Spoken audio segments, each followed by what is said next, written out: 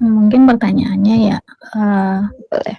sebenarnya untuk Muslim sendiri Nabi Isa ini seperti apa gitu dikisahkan gitu?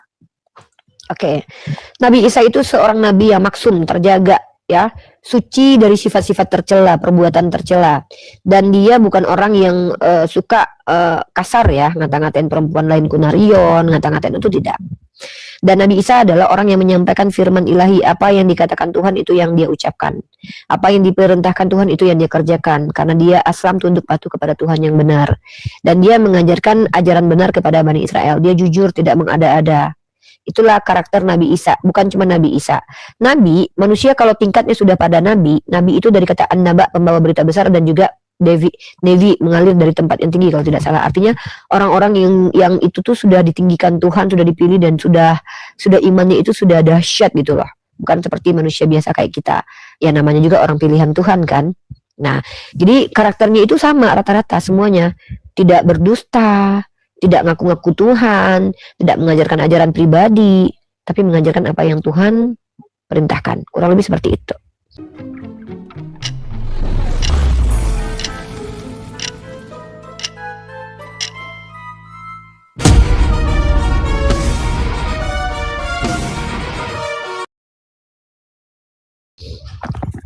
Oke, apakah sama seperti maksudnya dia punya murid-muridnya juga? Apakah kisah-kisahnya ketika dia hidup di dunia sama seperti yang Kristen pahami?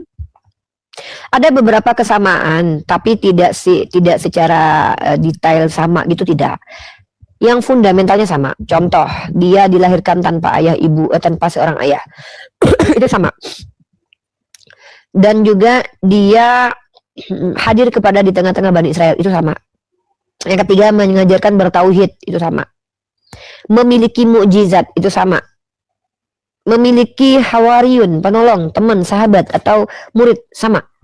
Tapi di Islam itu tidak disebutkan nama-namanya detail. Kenapa? Karena Quran bukan biografi Nabi Isa dan nabi-nabi lainnya. Kenapa Allah hanya menyebutkan apa yang Allah kehendaki untuk kami tahu? Karena itu yang diselewengkan oleh orang lain. Seperti tuduhan dia disalib dan terkutuk. Maka Allah bela bahwa Nabi Isa itu tidak pernah ngaku-ngaku Tuhan dan terkutuk. Ketika orang Yahudi mengaku yang disalib adalah dia, maka Allah bela lagi bahwa yang disalib itu bukan Nabi Isa. Maka ketika ada orang yang mengatakan bahwa dia nabi palsu, Allah katakan lagi, bela lagi bahwa dia bermukjizat, artinya dia dari Tuhan yang benar. Dan ketika orang mengatakan ketika orang Yahudi mengatakan dia penyihir, nabi palsu, maka Allah bela lagi dengan mengatakan dia membawa Injil. Seperti itu. Maka pembelaan Allah terhadap Nabi Isa itu karena penyelewengan orang-orang terhadap Nabi Isa. Kenapa harus seperti itu? Ya, itu yang kami butuhkan. Kenapa Allah harus menjelaskan sesuatu yang gak kami butuhkan untuk berkeyakinan? Hal yang diselewengkan yang harus diluruskan gitu. Informasi yang goib yang kami tidak tahu itu yang disampaikan oleh Allah. Seperti itu. Oke, Wallahu a'lam bishawab. Mungkin seperti ini, maksudnya kita tahu bahwa Nabi Isa ini adalah satu-satunya yang dalam wujud manusia yang lahir tanpa adanya hubungan biologis. Kan Bukan. itu. Bukan cuma Nabi Isa. Yahudi, Kristen, Islam sepakat bukan cuma Nabi Isa yang lahir tanpa ayah. Bahkan ada yang lebih hebat, Hawa dan Adam, tanpa ayah dan ibu. Itu kan karena maksudnya itu langsung diciptakan oleh Allah. Nah sekarang semua langsung diciptakan Allah. Nggak ada ciptaan Allah itu nggak langsung, semua kun. Kalau kata Allah kun, maka langsung terjadi. Dan bahkan kalau Anda bilang tidak melalui proses, Adam pun melalui proses pembentukan dari yang sudah ada dulu. Jadi ada dua nih, khalaqa dan ja'ala lakum, itu beda. Menciptakan dari yang belum ada, menjadikan dari yang sudah ada, itu beda. Semua manusia itu seluruh ada sesuatu yang jadi sebelum segala sesuatu ada, dijadikan Allah. Ada, dan kita tidak diberitahukan itu. Ada namanya kolam, ciptaan pertama Allah. Ada. Tapi ada yang sudah ada karena keberadaan sesuatu, seperti keberadaan bakwan karena ada tepung. Keberadaan manusia itu karena adanya tanah sebagai alat. Dan seluruh manusia diciptakan dari tanah memang. Makanya disebut dengan Adam. Bukan dari hasil hubungan biologis. Jadi kalau diksinya hanya Isa yang tidak lahir dari ayah, itu salah. Nah, tapi seluruhnya itu ciptaan. Termasuk Yesus dan Nabi Isa, ciptaan Allah. Ya artinya begini, Kak. Maksudnya begini, setelah para nabi, rasul, Tuhan sudah pakai pada saat itu, dari semua keturunan, adakah yang seperti Yesus yang lahir tanpa adanya hubungan biologis ini? Kan saya sudah jawab, tanpa hubungan biologis itu Adam dan Hawa. Tapi kalau tanpa ayah saja itu hanya Nabi Isa. Nah, bukankah ini melebihi dari nabi dan rasul yang mungkin Mana lebih hebat? Mana lebih hebat? Tanpa ayah ibu atau tanpa ayah saja? Ya artinya begini Kak, maksudnya roh yang Dek, dari Allah. standar itu tolong dipenuhi. Adindaku, kalau jadi orang tuh konsisten. Ucapan benar itu ucapan konsisten. Kalau kamu menganggap Isa hebat karena tanpa ayah, kenapa tidak menganggap Adam dan Hawa hebat tanpa ayah dan ibu? Makanya saya tanya parameternya, mana lebih hebat? Lahir tanpa ayah saja atau lahir tanpa ayah dan ibu? Mana lebih hebat? Sekarang begini Kak, maksudnya saya bukan mau menentang Dek, bahwa memang Adam dan Hawa Dek, ikuti dulu itu langsung Allah standarnya, yang kalau tidak ciptakan. gagalkan. Sama, Yesus juga diciptakan oleh Allah langsung. Jadi nggak ada bedanya, karena Allah yang katakan begitu. Adam Tolong dan Hawa ikuti itu ciptaan standar. pertama Kak. Maksudnya gini. Yesus bahkan dikatakan ciptaan pertama dalam kitab Anda, Dek, dalam kitab Wahyu dan dalam kitab Ya, Tesalonika. sebagai manusia, maksudnya sebagai manusianya. Lah Adam diciptakan sebagai apa? Sebagai hantu. Ini gina ditolonglah deh Maksudnya fokus deh ya. Gini Kak, maksudnya Adam dan Apa? Hawa ini Allah ciptakan kan itu penciptaan selama, kalau dari kami ya, selama 7 hari itu kan jelas Allah menciptakan langit bumi, lalu Allah Yesus 9 bulan, Dek. Dek, Iya. tolonglah kalau diskusi itu pakai parameter yang konsisten lah. Lebih hebat Adam dan Hawa lah, cuman proses 7 hari, Yesus 9 bulan. Dek, tolonglah pembentukan tubuh Yesus dalam rahim itu butuh waktu 9 bulan, itu by proses. Bahkan lebih hebat Adam, gak perlu 9 bulan dalam kandungan.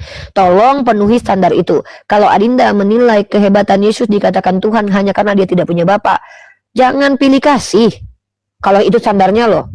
Sembah juga itu Tuhan. Bahkan dalam kitab Anda ada satu orang lagi yang tidak berawal, tidak berakhir, tidak bersilsilah, Melkisedek. Di kitab Anda, kami tidak mengimani itu. Yahudi, Kristen, Islam mengimani ada 2 orang yang tidak lahir dari hasil hubungan biologis tanpa ayah, tanpa bapak. Adam dan Hawa. Lebih hebat dia lah. Dia ciptaan pertama, yang berbicara dengan Tuhan. Harusnya lebih hebat dia. Apa hebatnya Yesus? Oke, Mohon berarti maaf, begini Yesus Kak. harus- Maaf ya Kak, Apa? maksudnya begini. Ketika Adam dan Hawa setelah diciptakan, apakah mereka jatuh ke dalam dosa? Tidak dalam Islam. Dalam Kristen, iya. Dalam Islam tidak. Karena berdosa itu adalah perbuatan yang mengingkari yang belum diampuni oleh Tuhan, maka dia berdosa. Adam itu tidak berdosa. Karena ketika dia salah, tidak semua salah itu menjadi asbab dosa. Tapi Allah ampuni kesalahannya. Maka Adam tidak berdosa. Beda ya, kita beda. Dalam Islam itu Adam itu adalah ciptaan terbaik yang sempurna dan tidak gagal. Kalau di Kristen, iya Adam itu gagal sebagai ciptaan pertama Tuhan. Ya mohon maaf nih, Tuhan kalian kayak Tesla tuh. Tesla menciptakan produk pertama itu dites ternyata gagal. Kenapa? Karena Tesla bukan Tuhan. Tesla harus bikin lagi, upgrade lagi mesinnya. Kalau Tuhan, masa iya Tuhan coba-coba ciptaan pertama gagal? Kalau Allah Subhanahu wa Ta'ala itu menyatakan Nabi Adam itu sebaik-baiknya ciptaan, maka nggak gagal. Maka Adam bukan makhluk berdosa, kan saya bilang Nabi itu maksum, terjaga dari perbuatan hina nista. Tapi dia salah. Apakah salah itu nggak bisa? Lah manusia memang naturnya salah. Tidak semua salah itu adalah dosa. Contoh kayak saya lagi puasa tiba-tiba minum, itu khilaf namanya, tidak berdosa. Adam itu wajar, dia pertama sekali muncul, diajarkan Allah asma, lalu kemudian dia terhasut oleh iblis dan setan. Apakah dia berdosa? Ya tidak. Tapi parameter seorang nabi itu lebih tinggi dari manusia biasa. Bagi nabi itu udah nggak boleh, tetap harus bertobat. Bagi manusia biasa itu hal yang biasa. Terhasut asuran setan itu biasa, tapi lihat dulu perbuatan apa ya sehingga dia terhasut. Contoh, saya terhasut perbuatan setan menggibahi orang lain. Saya berdosa, tapi ketika saya sadar, wah astagfirullahaladzim ya Allah, fatalaqqa adamu min rabbihi kalimatin fataba alaihi innahu huwa tawwabur rahim. Maka kemudian saya diampuni oleh Allah. Karena apa? Bukan main serea yang ada di situ, bukan niat berbuat jahat yang ada, tapi karena kekhilafan sebagai naturnya manusia yang mudah berbuat salah. Beda Adam kesalahannya dengan kesalahan manusia biasa. Ya, berarti begini. Kalau manusia apa? Berarti dapat disimpulkan kisah Adam dan Hawa yang ada di Al-Quran dengan kami beda, dan begitu juga Ya jauh seterusnya, beda lah. karena Allahnya Ya beda Ishak, lah dek. Beda lah. Abraham, Ishak dan Yakub katanya kita sama. Jadi bagaimana ketika Adam dan Hawa saja beda tapi disamakan dengan Allah Abraham, Ishak dan Yakub? Yang sama itu Tuhan Abraham, Ishak dan Yakub, bukan kisah dalam Bible kamu. Yang namanya Tuhan itu cuma satu, dek. Sejak kapan pula Ishak Yakub memperkenalkan Tuhan berbeda? Kecuali kalian bilang mereka memperkenalkan berhala. Ishak, Yakub dan Adam itu memperkenalkan Tuhan yang benar. Maka Tuhannya cuma satu. Isa dan Nabi Muhammad memperkenalkan Tuhan yang sama. Yang salah itu cerita di kitab Anda, karena kitab Anda itu bukan dari Tuhan, tapi dari karangan manusia. Ishak Yakub nggak salah, yang salah itu orang yang menuliskan cerita tentang Ishak dan Yakub. Itu yang salah. Contoh, Yakub dikatakan menipu Tuhan. Tuhan tertipu. Itu kan salah itu, kecuali kalau kalian benarkan, kecuali Adinda percaya kalau Tuhan gampang ditipu dan membenarkan penipuan. Yakub itu menipu Ishak untuk mendapatkan hak kesulungan anak. Tiba-tiba Tuhan merahmati penipuan itu. Tuhan ikut ketipu. Dengarkan baik-baik nih. Rahmat dari Ishak adalah rahmat dari Tuhan. Lalu Ishak ditipu Yakub mengambil hak kesulungan Esau. Tuhan ikut ketipu di situ sehingga memberikan rahmat kepada Yakub gara-gara penipuan. Kan geblek Tuhannya. Maka inilah yang tidak mungkin. Masa Tuhan ketipu? Terus diceritakan dalam kitab Anda, Yakub berantem sama Tuhan, terus Tuhan kalah. Yang kurang ajar itu penulis kitab yang atas namakan Tuhan atau penterjemah yang keliru menerjemahkan. Karena kitab Anda itu sudah terdistorsi parah, bahkan diakui oleh scholar Kristen sendiri dan juga orang Yahudi. Contoh, dalam kitab Hosea pasal 1 nomor 2, Septuaginta mengatakan dari Mesir kupanggil anak-anaknya. Giliran teks Mosore bilang dari Mesir kupanggil anakku. Di dalam kitab Yesaya dikatakan dia sendiri yang akan turun. Nih Septuaginta nih terjemahannya nih. Bahwa yang turun adalah Tuhan sendiri, bukan seorang duta, melainkan dia yang turun. Dipakai sama Kristen, nih Tuhan turun. Datang Yahudi bilang Malak Elohim yang turun. Artinya kitab kalian itu terdistorsi parah. Isa nggak salah, Yesus nggak salah, karena itu nama dialek berbeda. Yang salah adalah biawak-biawak yang menceritakan kisah keliru tentang Nabi Isa. Seperti dia disalib, itu fitnah itu. Gini ya, mungkin memang pemahaman kita sudah berbeda. Maksudnya begini. Ya beda deh. Karena secara naluri ya, saya mempelajari Alkitab, tidak ada ajaran yang menurut Secara naluri ya, tidak ada ajaran yang dari hati saya, tidak ada ajaran Alkitab yang bertentangan dengan apapun itu. Mantap. Jadi, Siap, saya sepakati, Anda sepakati, kita ikuti standar adik kita ya. Tidak ada ajaran dalam Bible yang bertentangan dengan naluri Adinda, betul? Jujur ya, kita buktikan nih, naluri adik kita ini sangat keji ya. Dalam kitab Anda buka 2 Samuel pasal 7 nomor 8. Ayat 8, 12, dan 15, silakan dibaca. Saya mau jujur, Anda katakan, ajaran perilaku Tuhan itu bertentangan nggak dengan naluri Anda? Kalau tidak, berarti inilah Anda. Kita tahu bagaimana naluri Anda. Sangat keji lagi mungkar. Ya nggak apa-apa, kita beda aja. Baca dulu ayatnya. Pasal 12, nomor 7 dan 8, 12 dan 15. Ini keren nih. Satu-satu dulu. 2 Samuel pasal 12, ayat 7 dan 8, ayat 12 dan ayat 15. Oke. Ayat berapa, Kak? Ayat 7 dan 8, lanjut dibacakan di ayat ke-12, lanjut dibacakan di ayat 15. Satu perikop pun boleh Anda baca itu.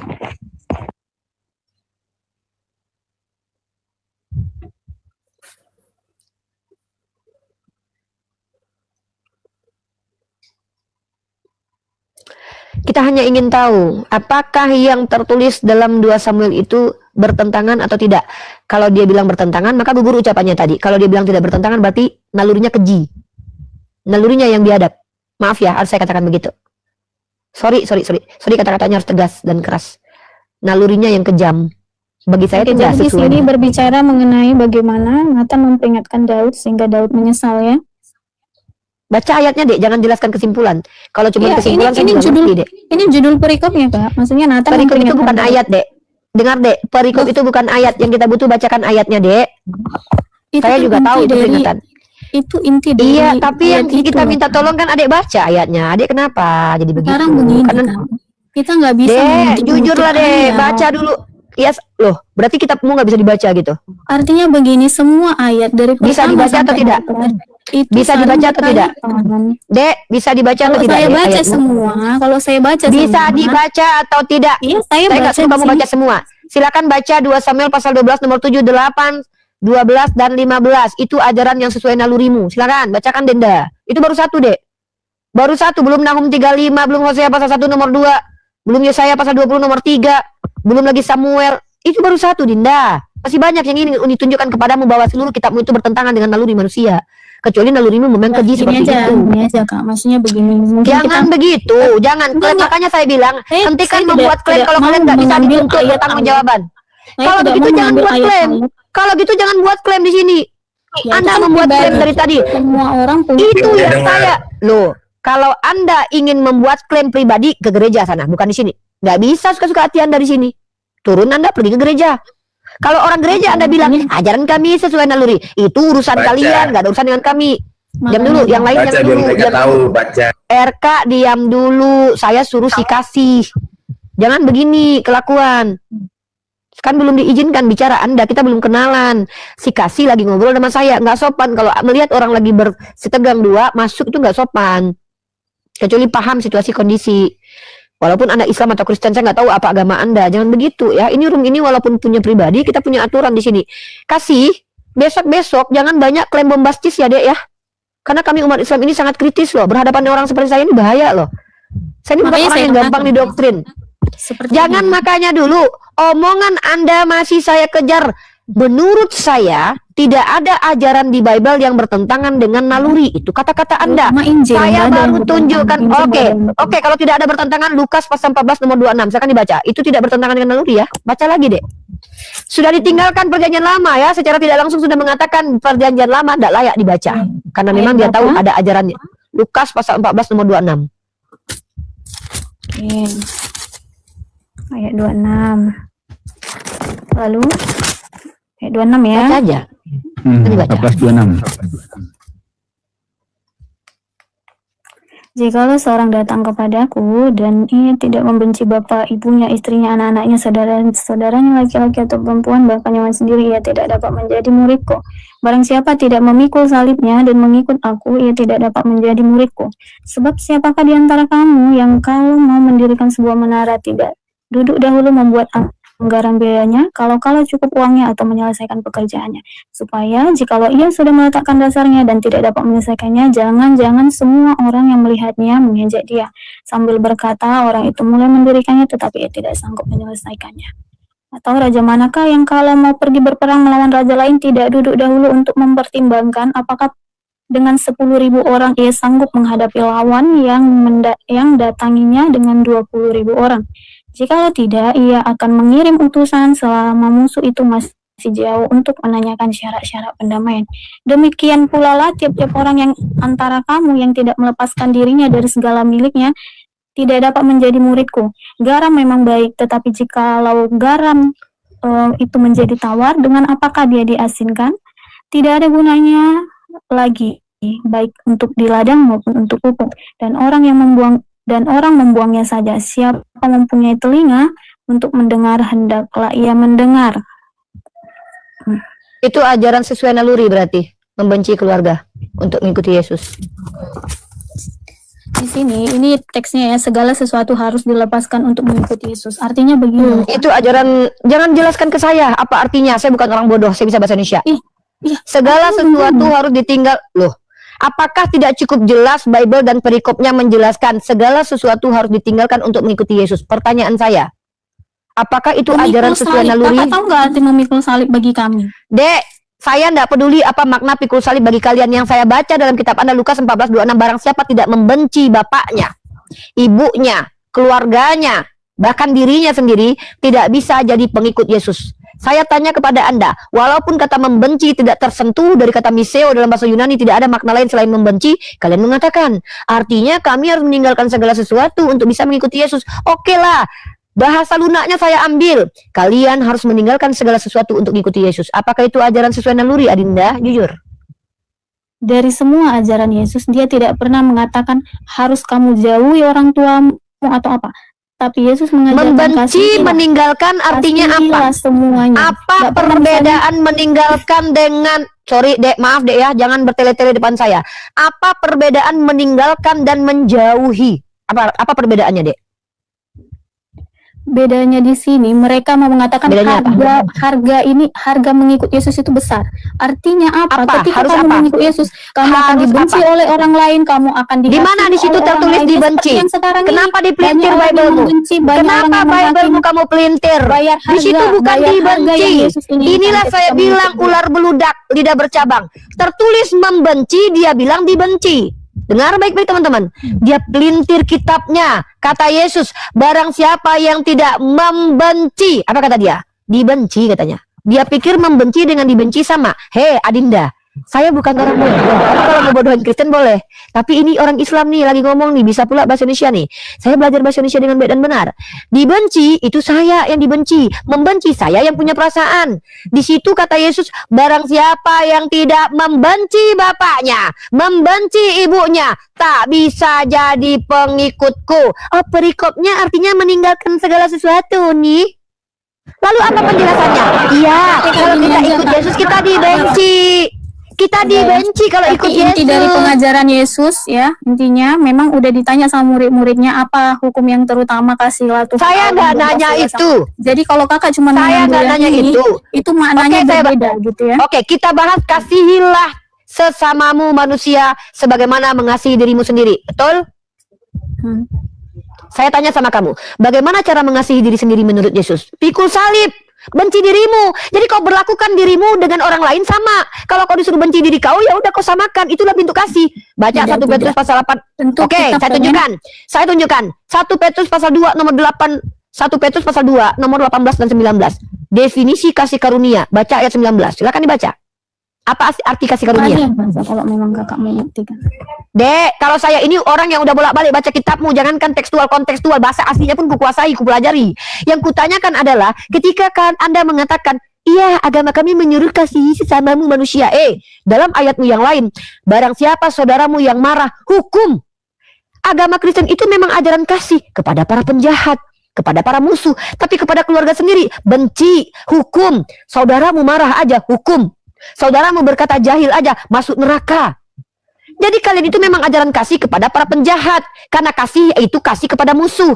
Nah, saya tanya, ketika Yesus perintahkan sesama manusia seperti, makanya jangan dipotong ayat itu. Kristen kok motong ayat? Coba kau baca ayat itu sampai tuntas. Baca ayat itu. Murid-murid Yesus bertanya itu, kegenapan hukum Taurat itu ada yang dua. Ya, baca. Baca ayatnya sampai tuntas, jangan potong. Gitu. Baca ayatmu sampai tuntas. Tunjukkan ayatnya lalu baca. Kalau misalnya baca. Dek, jangan nangis lah, Dek. Ini baca kitab suci aja malu loh. Kalau Anda ingin baca sampai selesai ayat itu, jangan dipotong. Jangan dipotong. Baca ayatnya. Coba tunjukkan ayat itu tentang kasih-kasih itu. Saya hafal betul ayat itu. Hah? Tunjukkan sama saya. Yang terutama Kak, yang tunjukkan. Coba ayat berapa? Pasal berapa kita baca? Pasal berapa ayat berapa? Coba. Ya, kakak. Ini Kristen loh, guys. Baca sendiri. Anda, makanya kalau Anda nggak tahu ayatnya, bilang, Bunda Gembala, bantuin saya dong, saya nggak tahu ayat itu. Kan enak kita diskusinya. Jangan, udahlah nggak tahu Bible, ngejelasin kepada. Ya udah tunjukin ayat berapa, pasal berapa. Saya mau baca. Cepat. Pasal berapa, ayat berapa? Ya, biar saya lihat ya. Jangan nangis. Saya ini tegas itu bukan marah ya. Saya karena saya nggak suka bertele-tele gitu loh. Coba kakak buka sekali di aja. Markus 12 ayat 30 sampai 31. Ya, mari kita Markus pasal 12 ayat 30. Nah, teman-teman perhatikan baik-baik ya. Kasihilah Tuhan Allahmu dengan segenap hatimu dan dengan segenap jiwamu dan dengan segenap akal budimu dan dengan segenap kekuatanmu. Dan hukum yang kedua ialah kasihilah sesamamu. Bukan cuma itu, Dek. Ada lagi ayatnya, jangan dipotong. Seperti dirimu mengasihi dirimu sendiri. Kan gitu ayatnya. Iya. Pertanyaannya, iya, bagaimana cara mengasihi diri sendiri menurut Yesus? Sangkal dirimu, pikul salib, menderita. 1 Petrus pasal 2 nomor 19. Maka ketika kau siksa dirimu, kau siksa juga orang lain, karena perlakuanmu kepada orang lain begitu juga perlakuanmu kepada dirimu.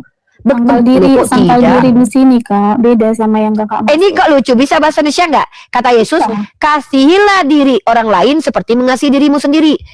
Bagaimana cara mengasihi diri sendiri menurut Yesus? Tampar pipi kiri, kasih kanan. Kalau ada orang jahat kepada kau, jangan kau tolak. Ada yang menyiksa kau, diam, berdoa. Artinya kau menderita. 1 Petrus pasal 2 nomor 19. Apa arti kasih karunia menurut Kristen? Nih, saya tunjukkan ya. Apa yang dimaksud kasih karunia itu? Ini memang psikopat ini ya. 1 Petrus buka. Emang beda dengan Islam arti kasih ya. Buka ayat kedua, ini tepat sekali loh. Adalah kasih karunia. Ayat 19 baca. Baca nih, ini penjelasan tentang kasih karunia. Sebab, sebab adalah kasih karunia. Berarti ini penjelasan tentang apa? Tentang definisi kasih karunia menurut Kristen. Emang tak bolak-balik Kristen ini. Ya, jika seorang karena sadar akan kehendak Allah menanggung penderitaan yang tidak harus ia tanggung. Artinya apa? Semakin kau menderita, maka Tuhan kau semakin kasih. Maka kau buat pula orang menderita karena perintah kasih kepada orang lain, kasih seperti kepada kau. Oke, udah Kak, maksudnya begini ya. Mungkin Apa? ya dilanjutkan pun bakalan ya seperti itu. Hanya saja ya Bedanya adalah kamu bicara nggak pakai dalil, saya bicara pakai dalil, pakai saya akal. ada Makanya kita ayat. beda. Jadi Ya udah, saya tanya bagaimana cara mengasihi diri memang kepada Yesus? beda pemahaman. Jadi ya udah. Ajarkan kepada saya cara Yesus mengasihi dirinya sendiri dengan minta makan, dengan mau diam aja dicela orang, Artinya dihina begini. diam aja, ditelanjangi diam aja. Itu cara mengasihi diri menurut Kamu Yesus. tidak ingin disakiti orang lain, maka jangan menyakiti orang lain. Oke, pertanyaan saya, Yesus mau nggak disakiti? Yesus mau nggak disakiti? Yesus itu menunjukkan kasihnya, makanya dia harus. Yesus mau nggak disakiti? Sekarang kakak mau nanya kenapa Yesus harus Yesus mau disakiti? nggak sayangku, cintaku? Kalau Yesus bilang, kalau kamu nggak mau disakiti, jangan sakiti orang lain. Pertanyaannya, Yesus mau nggak disakiti, adekku sayang? Ya waktu itu orang Yahudi kan memang Iya mengatakan mau. mereka. Makanya pun boleh nyakitin orang. Karena kalau Tapi kau nggak dia- nyakitin orang, kalau kau nggak mau disakitin, kalau kau mau disakitin, kau boleh sakitin orang. Karena kan nggak boleh nyakitin kalau Maksudnya kau nggak bisa begini, disakitin. Kak, begini. Tentu kita secara Inilah. manusia tanpa agama pun kita pasti pengen kita nggak ingin. Makanya saya diperlakukan bilang seperti tanpa orang yang- tanpa agama pun ini nggak layak. Kenapa? Orang Ya, ateis itu pun menurut tahu kakak. kalau Nggak kau masalah, nggak masalah. Kok menurut saya? Ini menurut Artinya- kitabmu. Dalam kitab kita Anda, punya bentar deh tuh. pemahaman Dek, tentang kasih. jangan bilang kita punya jangan gitu. Tuh kayak lari dari diskusi. Dengarkan Dindaku. Yesus mengajarkan, diam dulu Pak Maskot, saya dengan saudari saya dulu, nanti dengan Anda, kita bergantian. Saudari kasih, dengarkan baik-baik. Yesus mengajarkan apa? Jangan melawan orang yang berbuat jahat kepadamu, melainkan apabila ditampar pipi kiri kasih kanan. Anda terapkan atau tidak? Ya itu ajaran Yesus kan. Anda terapkan nggak itu kalau terjadi ke diri Anda? Artinya begini loh Kak. Sebagai Dek, manusia, saya cuma Yesus tanya. mengajarkan Saya kita, bukan minta penjelasannya. Saya tanya Anda kira-kira ikutin nggak ajaran Yesus? Tidak melawan ketika Anda dijahati. Anda ikuti nggak itu? kita kan manusia berproses. Artinya begini, ketika ada Anda ajaran, ikuti nggak itu, Dek? Sanggup, harusnya. enggak? Ikuti. Oke, baik. Berarti kalau Anda diperkosa, Anda diam saja kan? itu beda kasus Kak. Ada hukum yang mengatur itu. Yang saya tanya bukan hukum negara. Saya tanya ajaran Mengampuni Yesus. beda sama mengampuni. Saya beda nggak. sama melawan. Kalau Anda diperkosa, Anda mengampuni. Di situ bukan mengampuni, di situ apa? Jangan melawan orang yang berbuat jahat kepadamu. Saya bicara tentang konteks melawan. Ketika Anda diperkodok sama Bang Maskot, Anda ngelawan atau pasrah? Menurut ajaran Yesus. Kak, aku udah Ini bilang. naluri, teman-teman. Saudari kita bilang ajaran Bible itu sejalan dengan naluri. Saya mau tahu nalurinya. Tahu nggak, Kakak, Saya hanya ingin setiap dosa saya ada hanya hukumannya, bentar. Setiap dosa ada hukumannya Yaudah. kan. Coba tunjukkan kepada saya bahwa Yesus mengatakan orang yang memperkosa dan pesundal itu walaupun jadi Kristen masuk neraka. Coba tunjukin. Maksudnya? Dek, Anda ini lari-lari, Dek. Anda bawa-bawa hukuman-hukuman dosa. Justru Yesus ketika ada perempuan berzina nggak dihukum sama Yesus. Kak, Karena karena konteksnya dosanya. pada saat Karena itu sudah ditebus. orang-orang mau menghakimi dia. Konteks apa ini? Makanya Konteks Yesus apa ini? dijebak sama orang-orang Farisi. Ini ada perempuan. Apa ini? Dia melakukan Saya hal nggak yang bicara tidak ayat baik. itu. Saya belum selesai di ayat jangan Malah, Kak, melakukan. udah nggak, Tahu nggak? maksudnya memang nggak Oh, sesuai. udah. Kan Anda yang bilang ajaran Kristen sesuai naluri. Saya pengen buktikan naluri Anda itu normal atau enggak. Naluri Anda sebagai wanita ketika saya tanya, naluri kok nggak apa-apa kita diskusi loh, Dek. Jangan nangis, Dek. Sorry, Dek, ya kalau Unya nggak tegas. Dengar, Dek. Jangan gitu, Dek. Anda Kakak kan menanya bilang perempuan ajaran sendal itu Kristen. kenapa Yesus bilang begitu kan? Bukan. Saya nggak nanya itu. Saya nggak nanya. Saya nanya. Kan Anda bilang ajaran saya Kristen Perjanjian Baru ini sesuai naluri. Saya tanya, naluri Anda kalau diperkodok melawan atau pasrah? Sekarang aku tanya Kak, ketika aku misalnya diperlakukan seperti itu, ya diperlakukan, apa yang bisa aku lakukan di negara ini? Tentu Aku melapor, kan? lawan.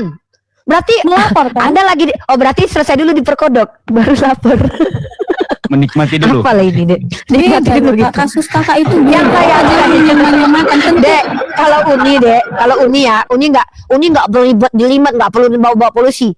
Seandainya ada orang datang di hadapanku, termasuk orang Islam, mau memperkodok aku, kulawan sampai mati. Kulawan, biarkan aku mati ketika melakukan perlawanan. Itu aku menjaga kehormatanku. Tahu. Itu naluriku. Sekarang ku tanya, naluri Anda kalau diperkodok Melawan atau pasrah nih? Nah, ini pasrah saya joget nih. Dia tahu bakalan melawan karena itu perbuatan yang tidak baik. Tapi sekarang bukan menyakiti dalam hal itu loh, Kak. Apa ini menyakiti? Yang tersakiti yang diperkodok, Dek. Atau jangan-jangan enak, jangan-jangan menurut Anda bukan tersakiti, Anda diperkodok Udah, Pak. itu. Sekarang gini, Saya inilah tanya, inti naluri pengajaran Anda orang, Kak. diperkodok. Artinya memang nggak ada, apa itu nggak ada gitu. Jangan, itu kita sudah sepakat. Memang kita beda. Yang saya tanya itu statementmu. Bible mengajarkan ajaran yang sesuai Karena dengan aku bertanya naluri. sama kakak, kenapa di Belum agama selesai. misalnya kayak kakak, aku karena melihat langsung ya membakar gereja, kemudian datang ke gereja melakukan hal-hal yang nggak baik. Nah itu ajaran apa sebenarnya? Maksudnya saya juga paham maksud kakak mau mengambil kata-kata yang menurut secara manusia susah, tapi kalau dari ajaran Yesus nggak ada yang salah sebenarnya di situ. Nah, aku mau nanya yang itu dulu. Apakah itu memang bisa masuk surga ketika kita melakukan seperti itu? Rifa, kalau kau bicara masalah Teman-teman, bentar, saya belum dengan Anda, saya dengan online. Ini tadi saya agak nge-lag tadi. Coba kasih diulangi lagi, Dek. Tadi nge-lag, Dek. Soalnya tadi signalnya hilang. Coba, tadi apa, Dek? Pertanyaannya, Dek? Kita udah lari dari tema tadi ya, teman-teman ya. Tidak terjawab, tidak ternalurikan. Kasih, silakan, Dek. Pertanyaannya apa tadi, Dek? Sekarang pertanyaan saya, Kak. Anggaplah itu yang kakak kasih tadi ya, mungkin secara manusia sulit untuk dilakukan ya. Nah sekarang pertanyaan saya, Nabi kamu kali di bawah umur aja kamu ketika Jul, janganlah kau ini gitu ya, ketika agama kakak melakukan penyerangan terhadap gereja, ketika melakukan pengoboman, itu merupakan hal yang dibenarkan seperti itu. Oke, saya jawab ya. Hal yang dibenarkan dalam Islam adalah hal yang diperintahkan, seperti bersikap adillah kepada orang kafir. Al-Mumtahanah ayat ke-8, tidak terlarang berbuat baik kepada orang kafir.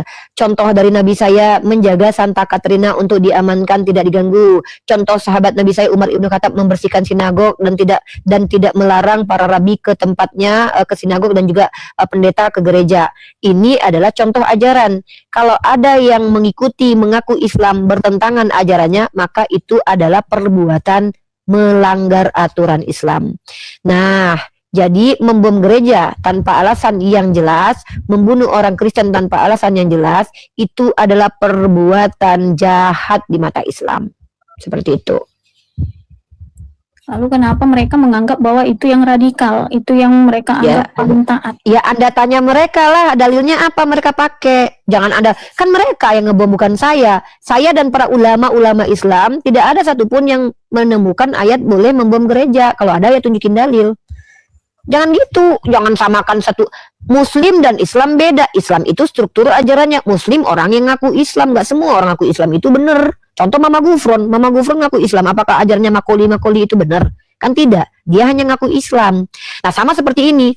Di Kristen itu katanya kasihi musuh. Tapi yang menjajah negara Kristen, inkuisisi Kristen, asimilasi paksa Kristen, perbudakan transatlantik gereja Anglikan. Dan bahkan itu ada perintahnya, perburuan penyihir 400 tahun, ada dalilnya itu. Perempuan penyihir jangan kau biarkan hidup, ada verifikasi dalilnya kalau kita pakai begitu. Tapi kemudian Kristen bilang, itu mah bukan ajaran Yesus. Padahal pelakunya kebanyakan dari mereka sistematik, itu bahkan gereja pun ikut campur. Peperangan itu bukan bawa agama. Tengok teman-teman. Beda kalau kita ngebom ya, secara langsung rumah ibadah itu. Teman-teman dengar teman-teman. Kalau ada satu orang yang melakukan, dia bilang bawa agama. Kalau ada satu komunitas gereja menghancurkan satu peradaban, dia bilang nggak bawa agama, padahal pelakunya gereja. Ini yang saya bilang orang Kristen itu rata-rata hipokrit, munafik.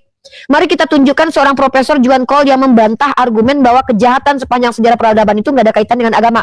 Nih, saya pakai jurnal, kamu pakai asumsi nih. Nih, saya pakai data nih. Bahwa seorang profesor bernama Juan Cole mengatakan kejahatan itu justru membawa agama. Makanya dia tulis literasinya berjudul Terorisme dan Korban Berdasarkan Agama. Nih, ini memang betul nih, Kristen ini memang begitu cara bicaranya teman-teman. Itu bukan agama, padahal ada di bulan kepausan, ada dalam kitabnya, dibenarkan oleh pendetanya. Dibenarkan kalau misalnya itu di kitab Anda tertulis perempuan penyihir itu dihabisi nyawanya.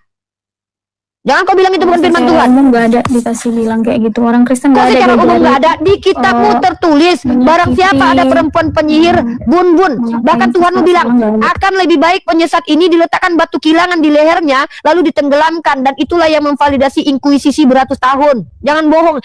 Salah kau berhadapan dengan saya, bohong, karena saya menguasai literasi sejarah Kristen loh. Kristen sejarahnya saya kuasai, bahkan saya bicara pakai jurnal bukan pakai asumsi liar nih. Udah nggak Seorang apa-apa, profesor nggak apa-apa menang dalam hal-hal yang mungkin bukan masalah menang kalah, kita bicara benar dan salah, bukan menang kalah. Ngapain aku menang dari orang Kristen kayak Anda, ini nggak penting. Saya bicara benar dan salah, bicaramu itu salah karena asumsi liar. Saya pakai jurnal yang bicara ini seorang profesor nih, baca literasi ini. Ini namanya orang yang mengatakan, namanya Juan Cole, is the founder and the chief editor of Informed Comment. He is Richard Michael, university professor in the history nih, profesor history nih, ya, department at the University of Michigan. Dia adalah penulis Informed Comment. Diam dulu, jangan begitu. Kalau Anda nak mau dengarkan ilmu, loh, inilah kau giliran literasi yang dibilang kau nggak terima, giliran asumsi kau kabur. Kau bilang bukan karena agama, jelas dalil dari kitab kau tuh musnahkan, hancurkan, matikan orang. Yesus berkata, akan lebih baik penyesat ini diletakkan batu kilang, ditenggelam, karena lu bilang, bukan dari agama. Nih, 20th century deaths in war and political violence by religion, killed by Christian. Nih, pembunuhan oleh Kristen tuh segini banyaknya nih. Jangan bilang ini karena nggak ada agama, karena menyebarkan agama lah orang banyak mati. Depan saya jangan beleguk, ya. Saya bukan orang yang suka dengan orang yang lunak-lunak tai, lembut-lembut tapi kayak tai busuk, omongannya busuk tapi lembut. Lebih baik saya keras, tegas, tapi yang saya sampaikan itu mutiara. Mana mutiara? Ini ilmu nih, mutiara nih.